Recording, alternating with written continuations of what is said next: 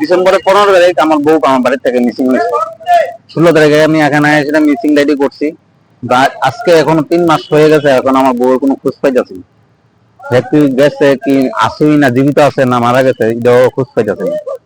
এখানে আসলে পুলিশ প্রশাসন বলে ওরা দেখছে, কিন্তু এখন অব্দি আমি সঠিক উত্তর পাইনি। আমি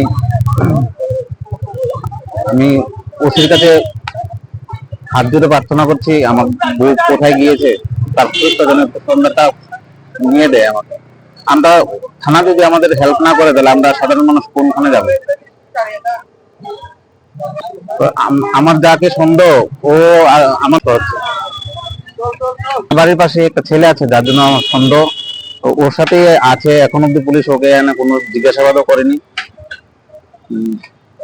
আমার ছেলে বউ কি ওর সাথে আছেন, জীবিত আছে না মরে গেছে তার খবরটা তো আমি পেতে হবে।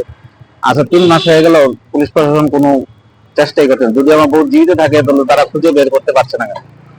এবং আমার একটা 12 বছরের শিশু সন্তান আছে, ওকে নিয়ে আমার চলতে খুব কষ্ট হচ্ছে।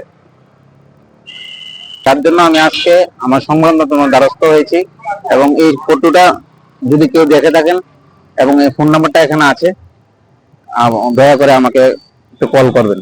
ফোন নাম্বারটা হলো 7630807901 7630807901। প্রশাসন এবং মুখ্যমন্ত্রীর কাছে আমার এই দাবি, মহিলা থানা থেকে যাতে একটু আমার বউকে খুঁজে বের করার জন্য চেষ্টা করা হয়। এটা আমার ওসির কাছে একদম আবেদন।